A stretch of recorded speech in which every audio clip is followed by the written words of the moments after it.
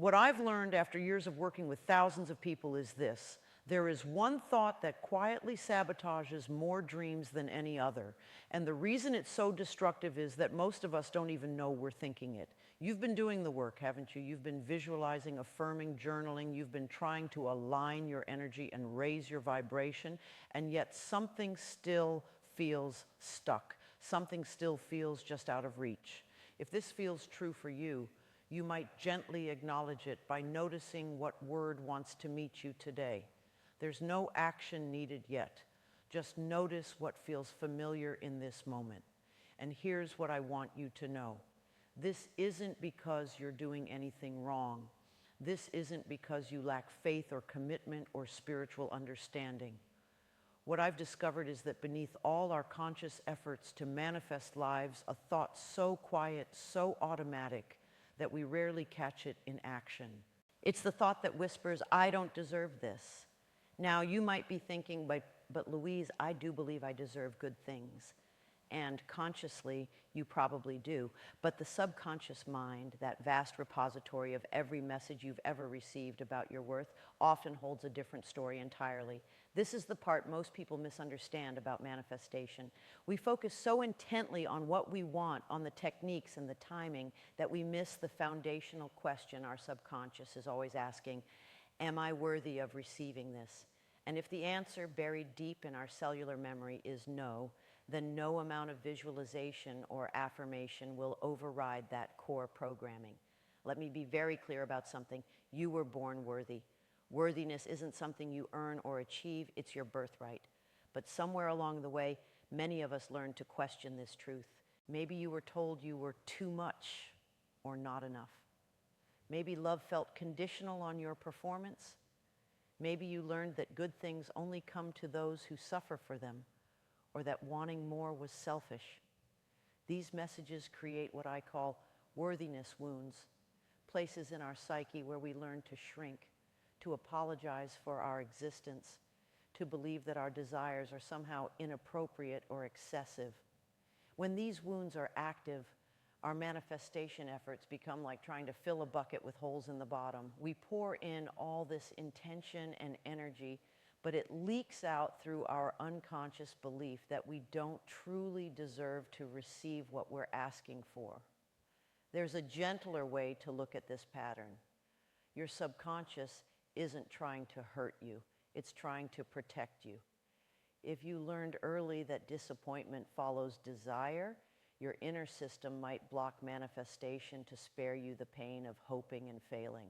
This shows up in the body in such specific ways. You might notice a subtle tension in your chest when you imagine your dreams coming true, as if some part of you is bracing for the other shoe to drop. You might feel a heaviness in your stomach when good things start flowing, like you're waiting for permission that never comes. There might be a voice that says things like, "This is too good to be true," or "I should be grateful for what I have," or "Who am I to want this when others have so little?"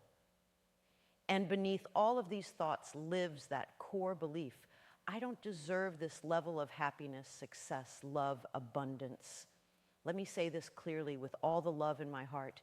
There is nothing wrong with you. You are not broken or damaged or spiritually deficient. You are a human being who learned to protect yourself in a world that didn't always feel safe for your full expression. But now you get to choose differently. Now you can begin to heal these worthiness wounds with the same compassion you would offer a dear friend who was struggling. The shadow side of this pattern is the endless striving, the feeling that you must prove your worth through achievement or self-sacrifice. It's the voice that says you must earn your place in the world, that love and abundance are rewards for being good enough. But there's a gift hidden in this awareness too. When you recognize how deeply you've been programmed to question your worth, you can also recognize the fierce strength it took to keep dreaming anyway. You can see how your desires themselves are evidence of your soul's unshakable knowing that you deserve more. The gift is discovering that worthiness isn't something you achieve, it's something you remember. It's already there, waiting beneath all the learned limitations, as natural and essential as your breath. Here's how you can begin to shift this ancient pattern with gentleness and respect for the protection it once provided. Start each morning by placing your hand on your heart and saying, "I am worthy of receiving what I need today." Notice any resistance that arises without judgment. Resistance is information, not evidence of failure. Write in your journal about this question. What would I desire if I knew I truly deserved it? Let your hand move freely without editing. Your authentic desires know the truth of your worth even when your conscious mind doubts. Practice the breathing technique I call worthy breath. Inhale, thinking, I am worthy. Exhale, releasing any voice that disagrees. Do this for just 2 minutes each day, allowing your nervous system to absorb this truth slowly. When you catch yourself minimizing good news or deflecting compliments, pause and ask, what if I let myself receive this fully? You don't have to change the behavior immediately. Just notice the pattern with curiosity. As you try this, you might choose one word to anchor the experience. You don't need to do this perfectly. Awareness is enough. Create a daily practice of noticing 3 things you did well, no matter how small. This retrains your brain to look for evidence of your inherent goodness rather than your perceived failures. Challenge the voice that says, I don't deserve this, by asking, says who?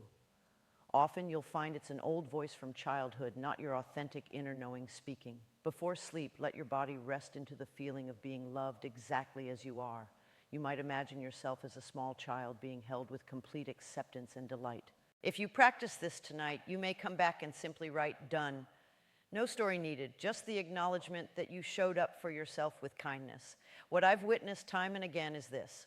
When people begin to heal their relationship with their own worthiness, manifestation stops being a struggle. It becomes a natural extension of self-love, a gentle unfolding rather than a desperate grasping. You stop trying to convince the universe you deserve good things and start allowing them because you remember that you do. Your desires aren't evidence of greed or spiritual immaturity. They're your soul's way of calling you toward your highest expression. They're invitations to expand, to grow, to become more of who you truly are. And who you truly are is infinitely worthy of love, joy, abundance, and fulfillment. You don't need to fix yourself or earn your place at the table of life. You belong here, your dreams belong here, your happiness matters, not because of what you do or achieve, but because you exist. Let this truth settle into your bones. I am worthy of receiving what brings me joy. I am worthy of love that feels easy and natural. I am worthy of abundance that flows without struggle. I deserve peace, creativity, connection, and the fulfillment of my authentic desires, not because I'm perfect, but because I'm human, not because I've earned it, but because it's my birthright, not someday, but now. Your worthiness is not negotiable. It never was. I want to share something with you that might surprise you. Every time you doubt your worthiness, every time you question whether you deserve good things, you're actually honoring a part of yourself that learned to be cautious in a world that felt unpredictable.